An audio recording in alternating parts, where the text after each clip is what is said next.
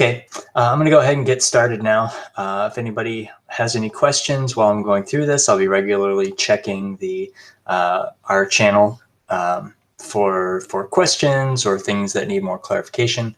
So just let me know. Otherwise, I'm just going to go through with the discussion I had planned. So let's get started. So first off, this week's webinar is going to be on what's called an extended Kalman filter. And so before I actually go through like how you would code an extended Kalman filter in C++, I'm going to talk basically just about what an extended Kalman filter is and how it's different than an ordinary linear Kalman filter. So an extended Kalman filter is basically a way of handling either a nonlinear motion model that you would update your state estimate during a prediction stage of the Kalman filter, or it could be or a way of handling a nonlinear measurement model. So, a normal, let me just do a Google search real quick. So a normal linear Kalman filter, and this Wikipedia page is actually very good. We have this kind of process flow that we have some prior estimate of our state. That's what this x hat is at a time. The previous time step is k-1. And so this syntax means I have a state estimate at the current time, or at time k-1, given measurement at k-1. And so you can read this as, this is the state estimate at time k-1 given measurement at time k-1. And so that's the prior knowledge of the state, and we have the state estimate and the covariance estimate. So the prediction step, then, we have a physical model, which is basically a set of differential equations in the case of a continuous time Kalman filter, or we have a discrete time map for a discrete Kalman filter. But once we apply how that physical model or motion model transforms our state estimate and our covariance, we update our belief for our state estimate at the current time and our covariance estimate at the current time, given the measurement at k-1. So that's what the bar means.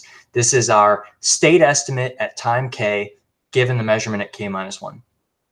So now during the update step, we have measurements that come in. Now we perform the update step. And then now when we perform that update step, we now have state estimates that are conditioned on the processing of the current measurement at time k. So then what makes this a recursive estimation process is that we go back through here and we start the process all over again. So when we have a new a new time that we need to evaluate our state estimate at, we apply our physical model up to the measurement time k, and then we fuse these two pieces of information. We have a measurement and we have a belief based on a prior motion model, and we fuse these two estimates based on the noise terms that we choose for the Kalman filter. And so if we're very uncertain in our motion model but quite certain of our measurement, we're going to take more of the prediction due to the measurement, more of the state estimate due to the measurement, as opposed to taking more of the state estimate due to the prediction step.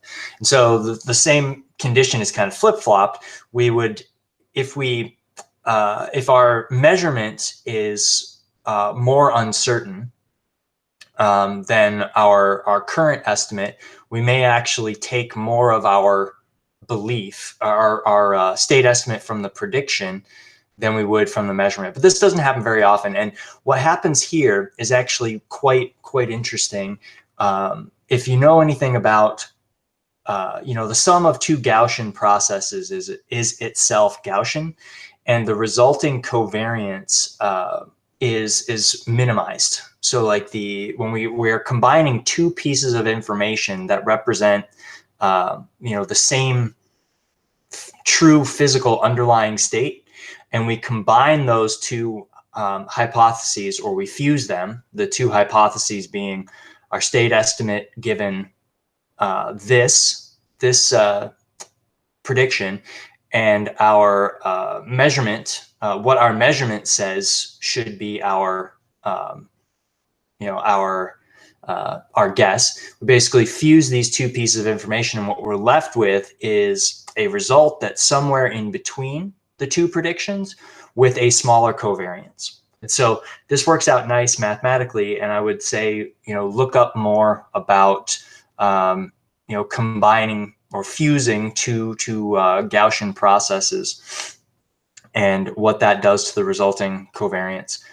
Sebastian Thrun's course, also on Udacity, I think it's his Artificial Intelligence for Robotics course, does a nice discussion of this. So I'll post a link for that in the channel.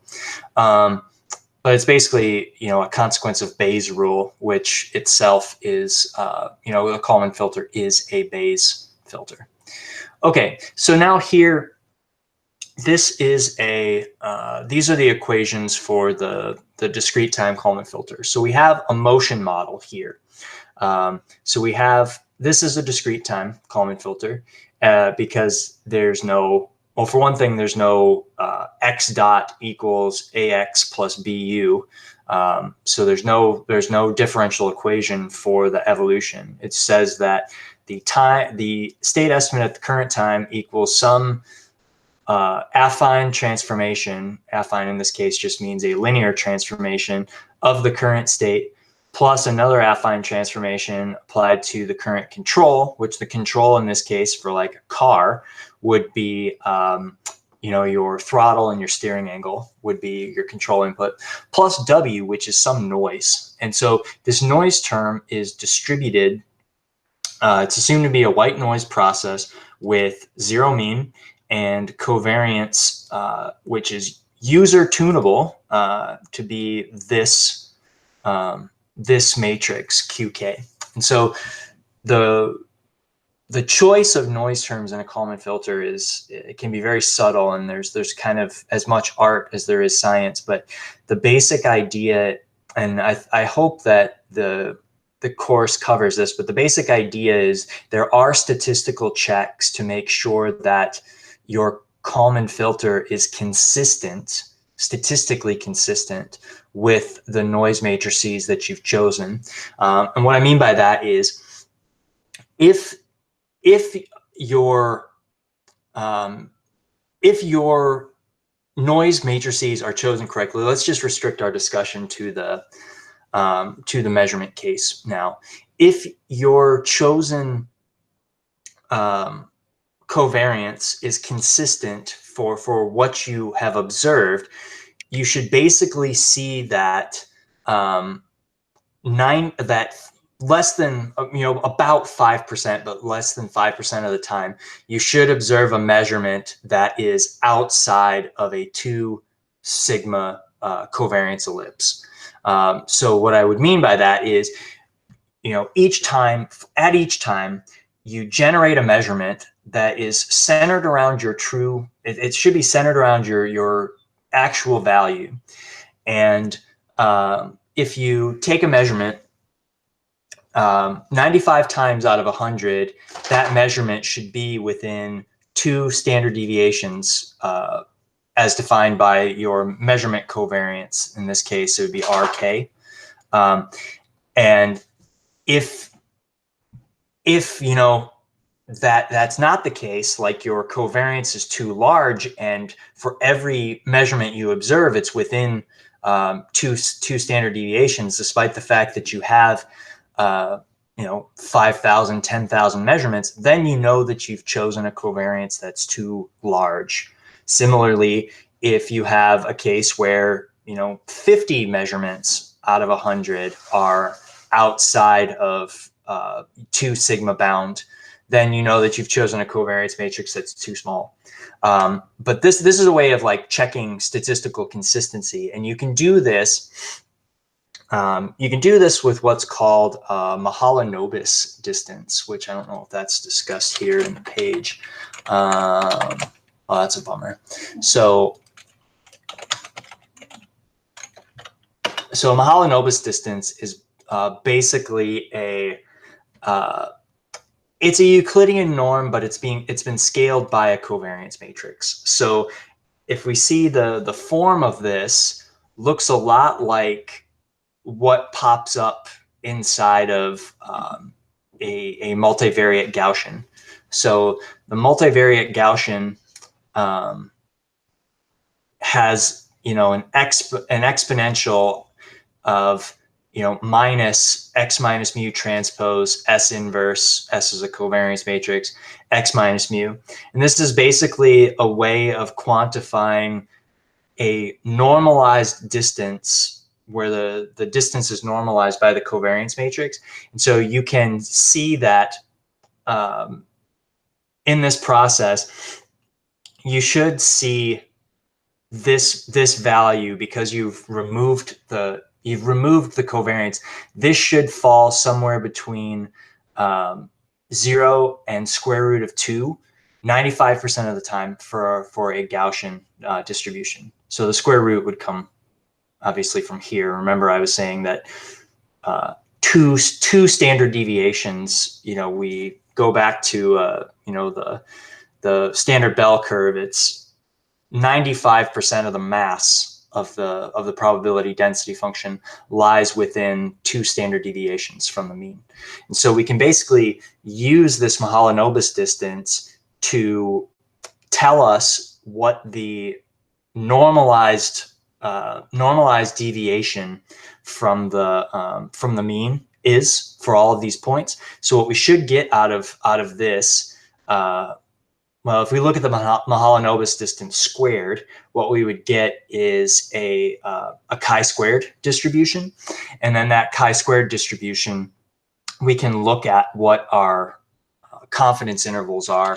So chi-squared distribution, Mahalanobis distance. Yeah, okay.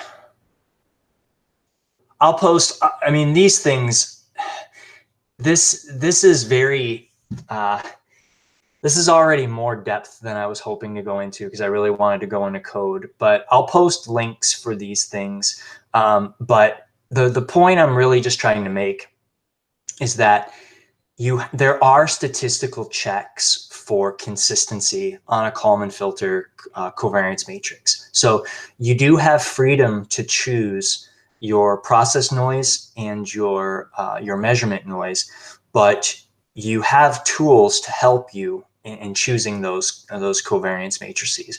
And so if that needs further clarification, you can reach out to me in the channel, or you can but I'm going to post links for this. And so yeah,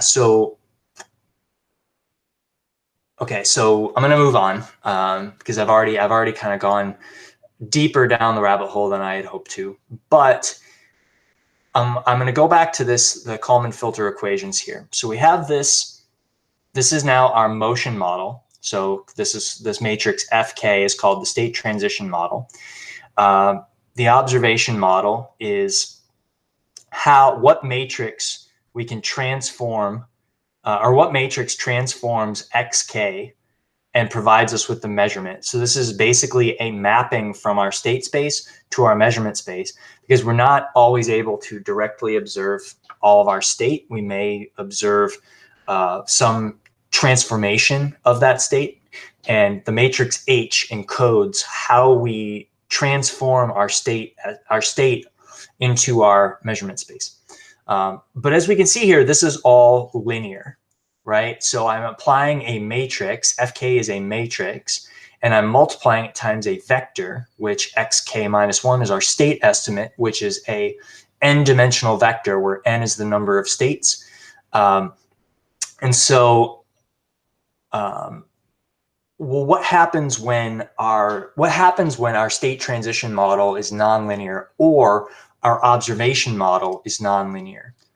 Well, this model doesn't work anymore, but we don't have to throw out the whole Kalman filter framework yet. We can do a first order approximation.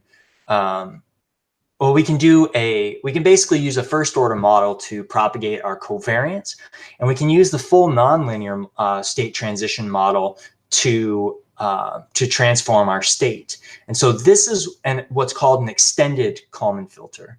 And so then, here's the equations. But if I look at, I guess they don't discuss the extended Kalman filter here, but maybe it's under.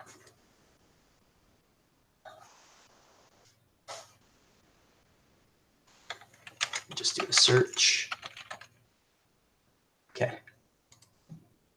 Okay. So now instead of having a linear model where we have a state transition model and a state or a control transition model, like that was the BK matrix that we applied, we have now a nonlinear model F, and we have a nonlinear model H that transforms our state into our measurement space. But we still are using the additive noise, and this additive noise is assumed distributed just the same as in the normal linear Kalman filter case. But now I encourage you to look at these Wikipedia pages because they are very useful. But how the extended Kalman filter differs from the linear Kalman filter is that we don't use a matrix transformation. We don't use the matrix F sub k times this matrix plus bk times uk. We have a functional model. So F is some way of transforming our prior state, and this is important, our current control increment, and transforming that to our new estimate at time k, given our measurement at k minus 1. But this is where this is kind of crucial, and this is what is a hallmark of the extended Kalman filter model is we use the Jacobian. And for those of you that have not recall or don't remember your calculus, the Jacobian is this matrix where we take the partial derivative of F with respect to all of our states. So we basically are just taking the partial derivative of F with respect to our state evaluated at the current control and the current state estimate at time k minus 1 given k minus 1. And so then we use that to transform, this is, I believe, a second order tensor product. So it's a matrix, this Jacobian matrix, times our previous covariance, then times the matrix transposed. And this is just a way of transforming, doing a first order correction to our prior covariance to account for our measurement model update. So this basically just has the effect of inflating our covariance in certain directions to account for this additional uncertainty that was added by our motion model. And then to this, we add our process noise. Again, this is something that we choose, but it may be, it can be any number of things. It could be time dependent. It could be, it could be state dependent, but I wouldn't recommend that. But there may be some model that is used to construct this QK. It may not be a constant. That's the point I'm trying to get at. But then for the update stage, we compute a measurement residual. And so ZK is our measurement.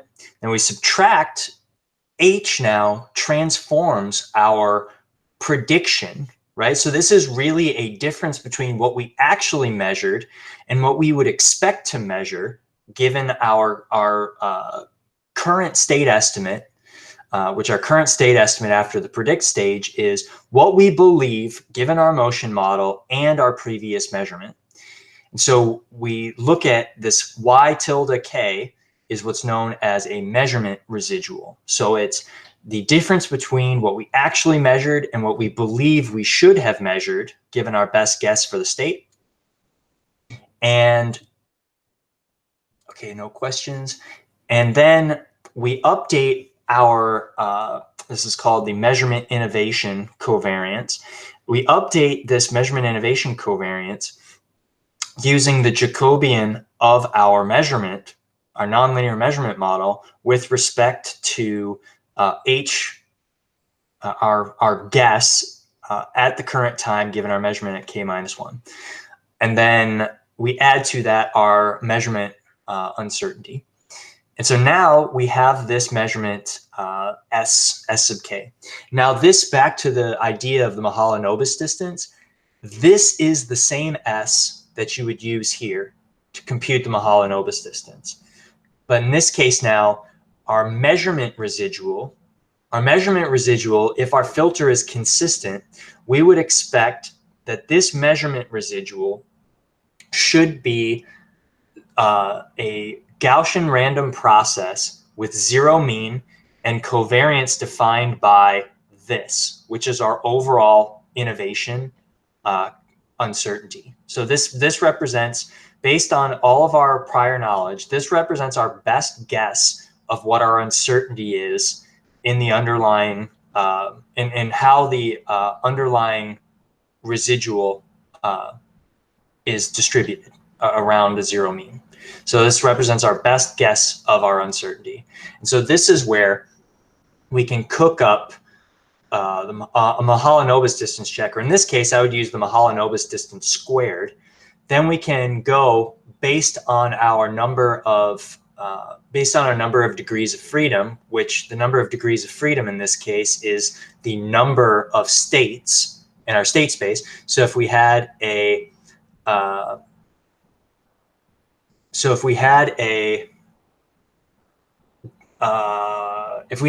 degrees of freedom, let's say we had 3 degrees of freedom, like we were just measuring 2 Cartesian positions and a heading angle, and we wanted to know our chi-squared critical value for 3 at a confidence level of 0.05. So this would mean that 5% of the time we would expect to observe a value of our Mahalanobis distance squared that's greater than 7.815.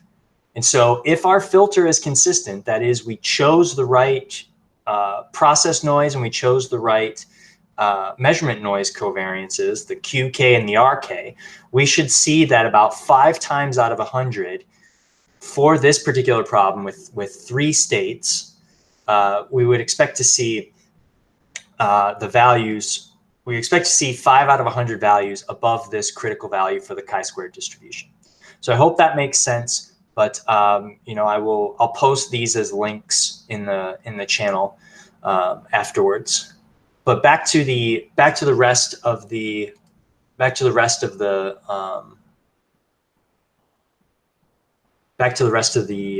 Kalman filter discussion. So now we have this measurement innovation covariance, which this basically represents how much uncertainty we have in how our predicted measurement, or this is sometimes called the pseudo measurement, differs from what we actually measured. And so then we compute based on these things we already have. We compute what's called the Kalman gain, and the Kalman gain in this case is our covariance matrix after the last prediction stage. So that's prediction estimate, or our prediction covariance, times the transpose of the Jacobian of the measurement model, times the inverse of the of this measurement covariance matrix, our measurement innovation covariance matrix. And you know this is invertible because R must be symmetric, positive, definite. And this is a second order tensor product applied to a matrix that has full rank. Like your covariance matrix should have full rank and should also itself be symmetric, positive, definite, because you're uncertain in all of your states. There's some amount of uncertainty. You're not there. There's no state that you should be absolutely sure of, because sensors are noisy, motion models are noisy. There's uncertainty. So you should always have that. This is a second order, or sorry, this is a symmetric, positive, definite matrix. You apply a second order tensor product to this, meaning the result is a symmetric, positive, definite matrix. And then you're adding to that something that's symmetric, positive, definite. So this covariance matrix is itself symmetric, positive, definite, which means that it is invertible. And so then we have this gain, and then now we use this gain to correct. So the update stage is sometimes called like a correction stage, but we're basically taking our previous hypothesis at the after the prediction stage, and we're adding to that a correction term that is our Kalman gain matrix times our measurement residual. So this is basically a way of saying, based on the measurement noise, or based on the measurement innovation covariance and the prediction covariance, I can decide how much I want to correct my guess by applying a gain matrix to a residual term. And so you can kind of see here, if the S matrix is really large, that means the inverse of that S matrix is going to be really small. And then that would mean then the Kalman gain matrix is really small. And so if the Kalman gain matrix is really small, that means I'm going to apply a very small correction to my prediction stage guess. And this makes sense intuitively, because if you're really uncertain in your measurement innovation covariance, you don't want to apply too large of a correction based on that large covariance. So if you have a large measurement innovation covariance, you should really be mostly relying on what you predicted, because this value may not give you a desirable correction. It may result in a noisy estimate here for x hat k given k. And then similarly, there's an update rule for the covariance, but we can see here that if you distribute this covariance matrix, what you're left with is this becomes a,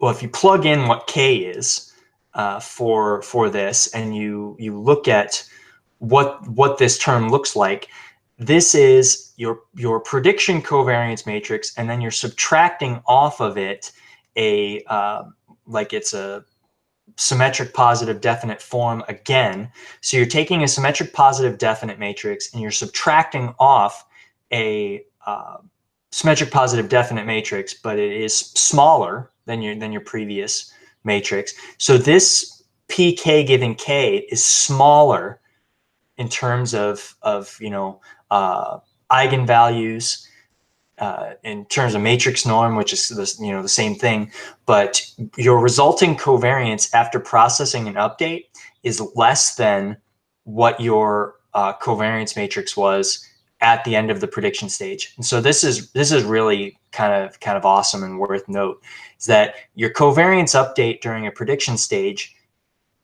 inflates, right? You're taking your previous covariance matrix, you're applying a transformation that, I mean, it could shrink your uncertainty a little bit, like if this were zeros, like if your transformation matrix, basically if the object is standing still, you may not want to increase your uncertainty. So this may actually just be identity matrix. But at the very least, you're going to be taking what you had before, and then you're going to be adding to it some process noise, And so this covariance matrix will almost assuredly be growing during the prediction stage, but it contracts during the update stage. So there's kind of this continual predict, correct, and that's why that's why the Kalman filter works so great in practice, is that you are able to quickly establish a bound on your uncertainty, which is fundamentally how uncertain you are in your underlying measurements. So you'll see these covariances converge over time. And that's another way of checking filter consistency, is that if your covariance doesn't converge, then you know that something's wrong with your filter. Either you chose really bad covariance matrices and the filter didn't converge because of that, or you did a math mistake, you did something wrong and it didn't converge because of that. But either way, you should always see your filter covariance converge. And so the extended Kalman filter is fraught with disadvantages. It works pretty well. I mean, I've worked now in aerospace. The company I worked for, we used it for tracking targets and for integrating IMU and GPS data for doing like missile localization. We've used extended Kalman filters for that. I used extended Kalman filters at Ford on self-driving cars. I used extended Kalman filter at my previous job, but it didn't work as well as what's called an unscented Kalman filter, which maybe we'll talk about later. But the problem is that you're using a first order correction, and that on top of the assumption of the noises being Gaussian, sometimes can be the straw that breaks the camel's back. Sometimes you just pile too many assumptions onto your model, and then the model's predictive power is just evaporated. So there are ways of accounting for this first order correction. Like you can make the covariance larger to account for the truncation error, because the truncation error in this case is, you can think of f of k as being the first term in a Taylor expansion about the current point, a multivariate Taylor expansion, and we've lopped off all the other terms. So we could account for that truncation error by increasing our uncertainty here. Similarly, in the measurement stage, we could account for that truncation error by adding RK. But and another big assumption is Gaussian, that the underlying noise that's observed is Gaussian, and that's not always the case. But this model does work pretty well for a number of applications, and it is computationally less intensive than the unscented Kalman filter, or maybe you'll use one later, what's called a particle filter. Particle filters they're not Bayesian. They're what's called sequential Monte Carlo technique, which sequential Monte Carlo is just a fancy way of saying sampling. So anyway, now I'm going to dig into some code, like how you would represent this in code. So let me see if I have. Please tell me I have this Kalman filter library. I don't. So if you're interested and you want to look, I have a fork of a guy's Kalman filter that I used pretty extensively over the last year, with really good results in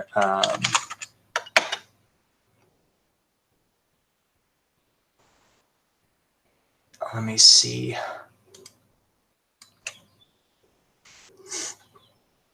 Yeah, okay, so I forked this. And so what I'm going to do now is I'm going to go ahead and clone it.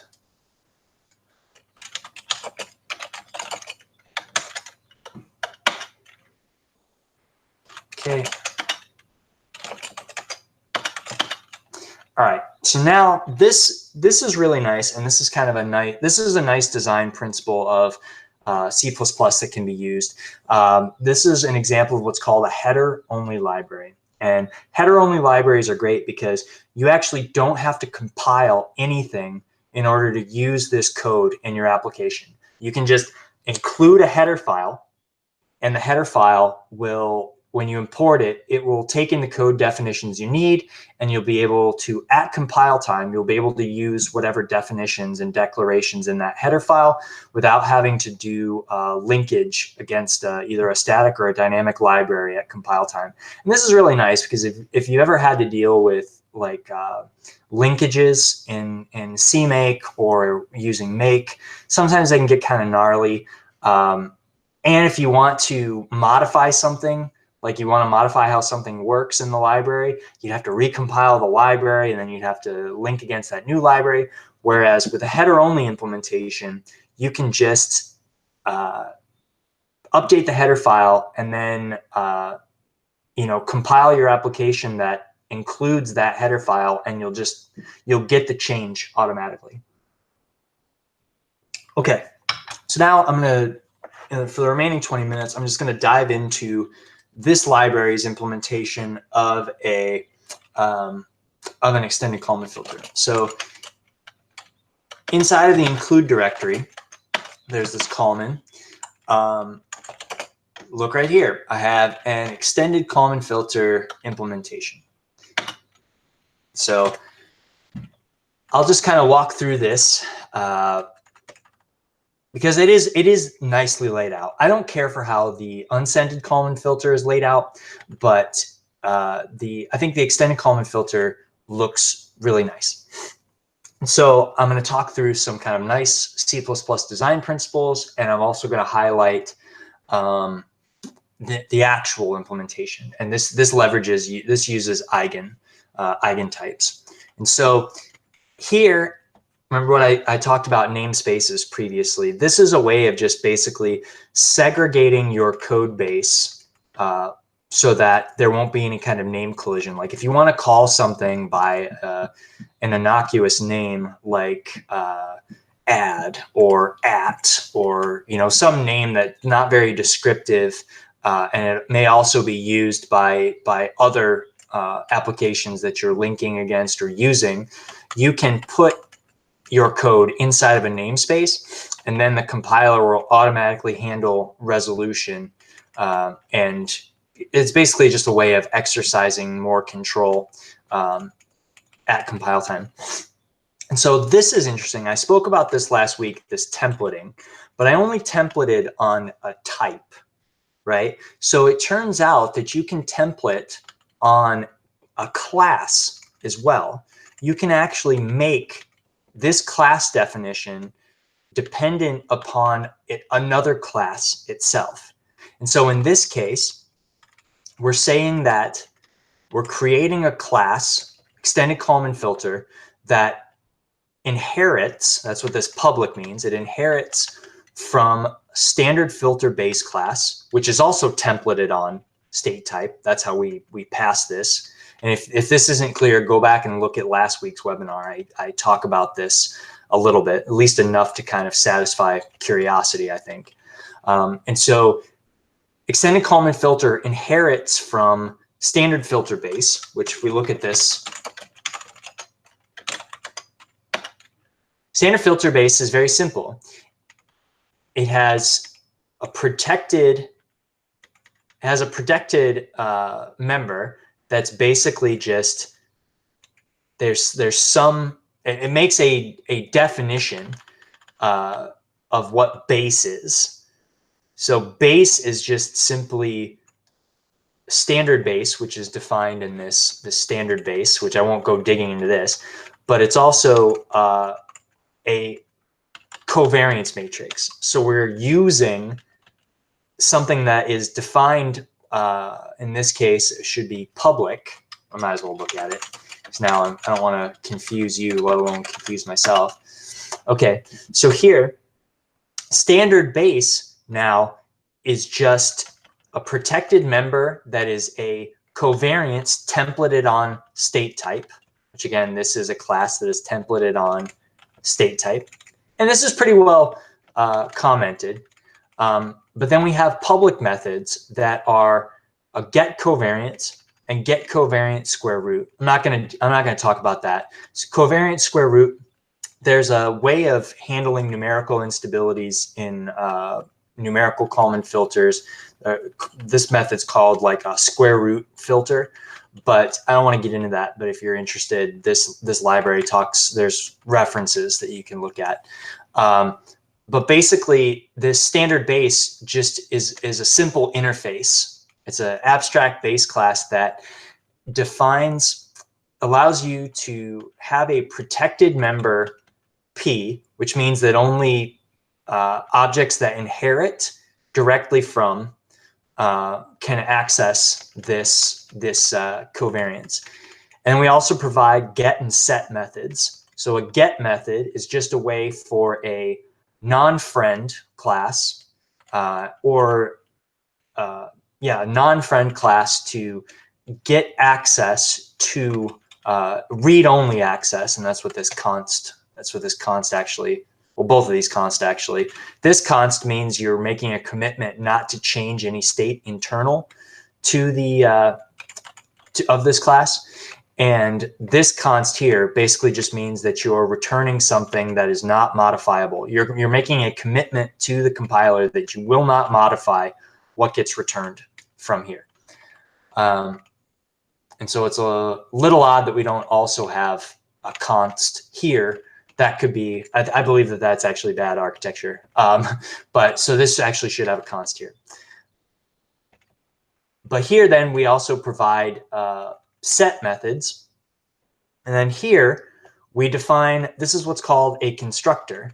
So here inside of this protected method, we define a default constructor whose sole purpose is to set the covariance matrix to the identity matrix. Okay, so that's what this standard filter base inherits from.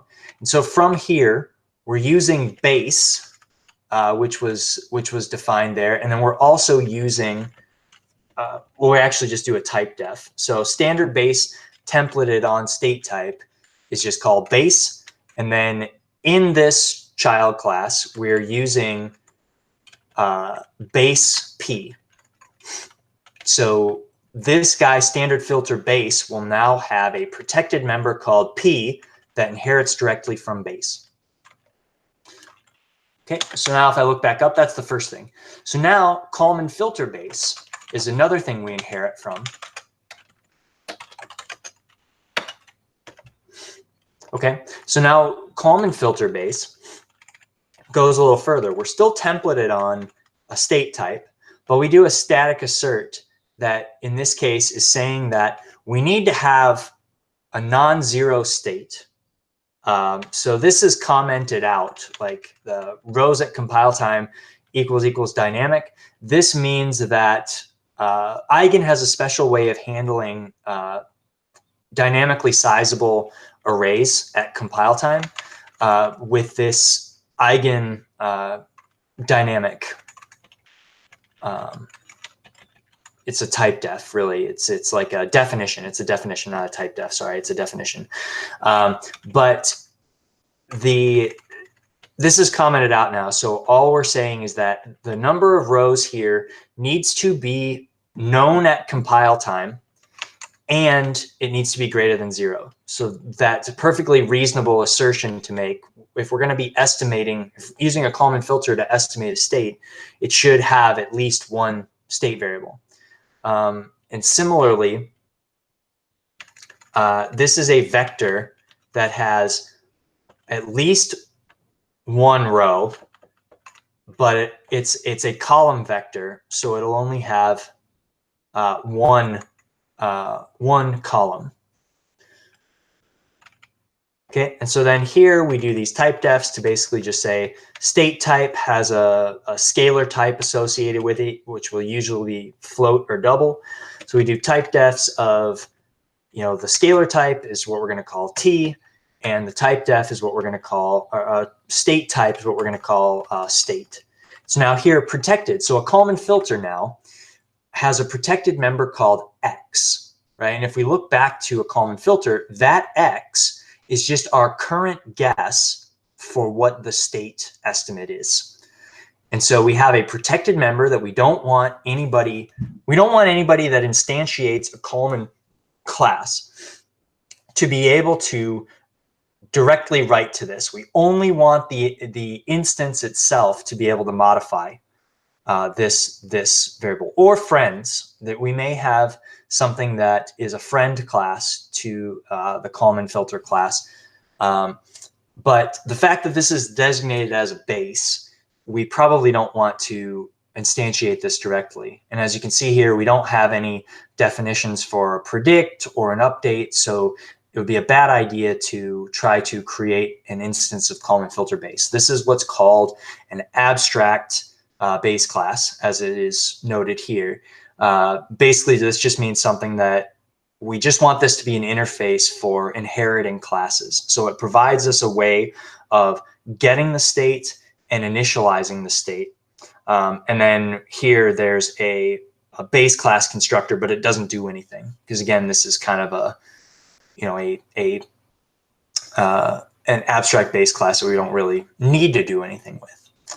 Okay, so now we've shown what we inherit from. So we basically get access to these things that were defined as protected and public. Basically, we are just inheriting the interface defined by these abstract base classes. And so now,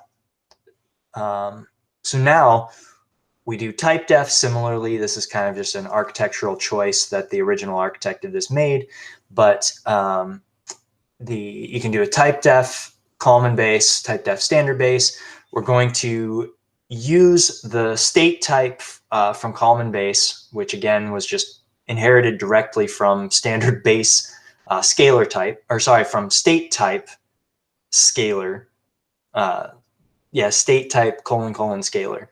And then we're going to use Kalman base state, which just comes directly from here. This is kind of like a direct pass through. But then this is where the templating gets really interesting, I think, is that we set up a linearized measurement model, which this linearized measurement model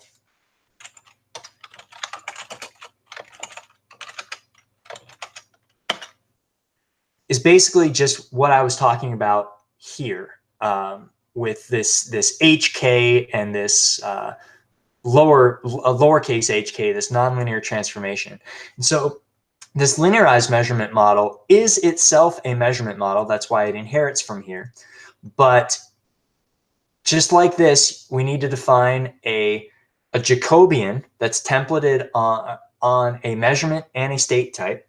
And so you can see here that this this transformation model takes something that's in the state space and it transforms it into something in the measurement space. That's why I think that this is a really well architected library, the way that they use templating, because it becomes clear that when I use this Jacobian transformation, it takes something in the state space and it transforms it into something in the measurement space.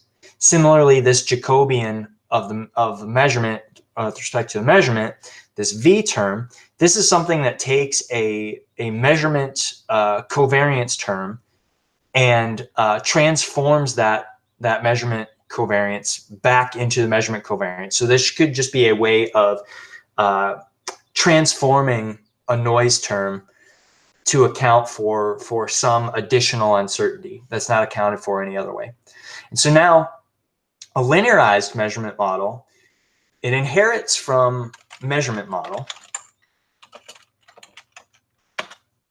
which here, this just has a virtual, and this is pure virtual because of the equals 0 here. So pure virtual means that anybody who uses, or anybody who inherits from this base, abstract base class, must override this H method, and it must match this signature. It must return a measurement, and it must take in a instance of state. It must take in a state object. And then So then here we have the H, that's the measurement model.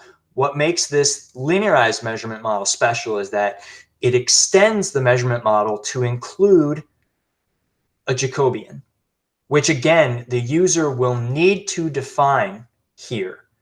But this is not a pure virtual. You can you can use this directly because it doesn't have the equals 0 here. So basically, it does nothing by default. So basically, it won't update the covariance. But I think this is another kind of architecture question. I think that it would be better off to make this a pure virtual as well. But in any event, we have this linearized measurement model constructor that sets H to identity and sets this V matrix to the identity. Okay, so now we're back to, let's see, got a little cleaning up to do. Okay, so yeah, so now I have back to this extended Kalman filter. And so then I also similarly have a linearized system model type, which is very similar to the linearized measurement model type, but instead of being templated on the state and the measurement, it's templated on the state and the control, because that's what we're using here. This control is the U, and our state is the x, k minus 1 given k minus 1. And we're also templating this on covariance base, but I'm not going to talk much about this because this is, like I mentioned a couple of minutes ago, you can choose if you want a square root covariance or just a normal covariance, and that is defined by this covariance base. Yep. Okay, and so that's actually something that we set up at when we make an instance of this. But anyway, so we have all of these definitions, but this is nice because an extended Kalman filter is a standard filter, and it's also a Kalman filter, a basic Kalman filter, but it extends these two notions. You know, a standard filter is something that has a covariance. A Kalman filter is something that has a state along with its get and set methods. But we extend those ideas with this new extended Kalman filter class by adding a measurement model type and a system model type. And here we have a Kalman gain that's now templated on a state and a measurement. The state comes already, we've defined that we're going to use the Kalman base state. So now throughout this definition, I can just use state as is. And I also have a protected state estimate and a state covariance matrix. Now here, the public interface. This is what's really important because this is what your application will actually be able to call to modify the internal state, that is these two things, inside of your Kalman filter.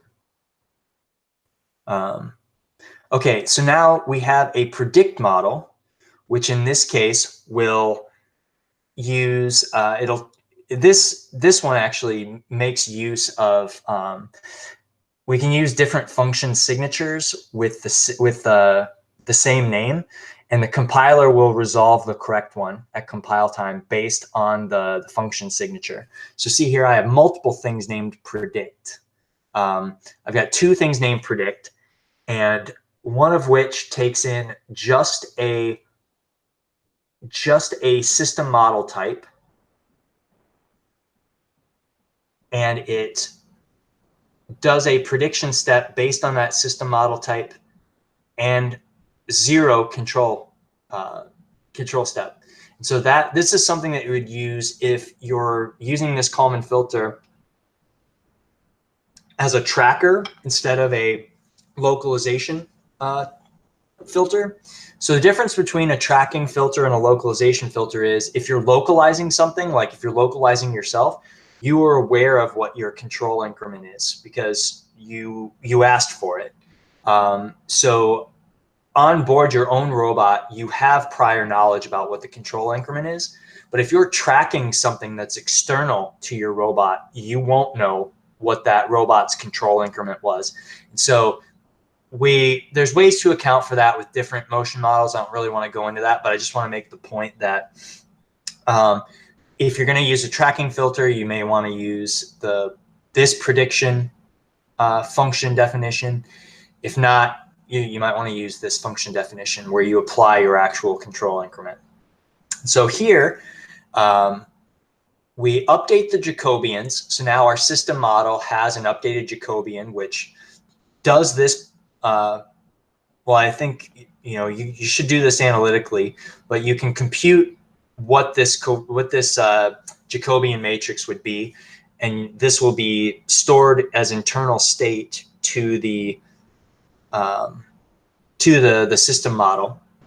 And then here we're updating our prediction method by applying F. In this case, F is our motion transformation. We're applying the motion transformation of S given our current state estimate X and our current control increment, which we passed, and that gives us our updated state estimate. That's this xk given k minus 1.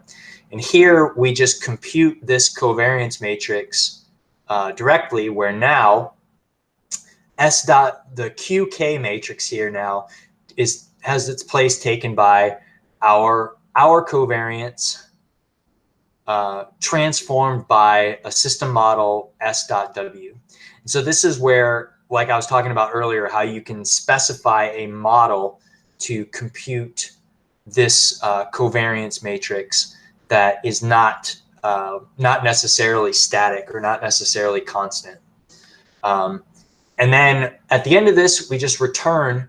This is basically a way of saying the current objects, call the current object's get state method and return the result. And if you think back to our Kalman filter base where we had a get state, it just roots through the inheritance tree and it finds this guy in the table and it says, all right, I'm going to call this guy, which returns X.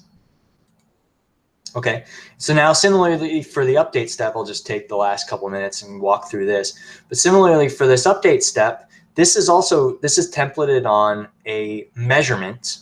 So here, this is templated on a control type of this, because we may have different kinds of controls that we apply to our system model. And the whole point of templating is reusability, so that we can use the same bit of code if we have a different state vector, a different control vector. We don't have to rewrite the whole implementation. We can just write it once and make sure it works that one time, and then we can extend it to include any kind of measurement, any kind of control, any kind of state after the fact. But we see here that this update method follows much the same paradigm. We're going to update the Jacobians here. That computes this H matrix. Then now we compute our innovation covariance. That's this S matrix. Compute the Kalman gain based on that. Then now here we have our guess X, which is this guy currently. We're going to add to that the Kalman gain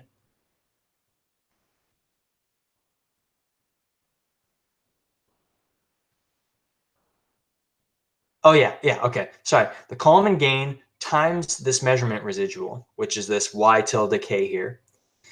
And then we're going to take our covariance and we're going to subtract from it, right? Because this is our covariance. We're going to subtract from it k times h times the covariance. And this update is done. We compute the left-hand side first. Then we subtract that value from our p, and that's our resulting p. And then during the update stage, we are also going to return this get state. And so that's the time we have, and it works out kind of perfectly time-wise, because this is really kind of all I wanted to discuss. But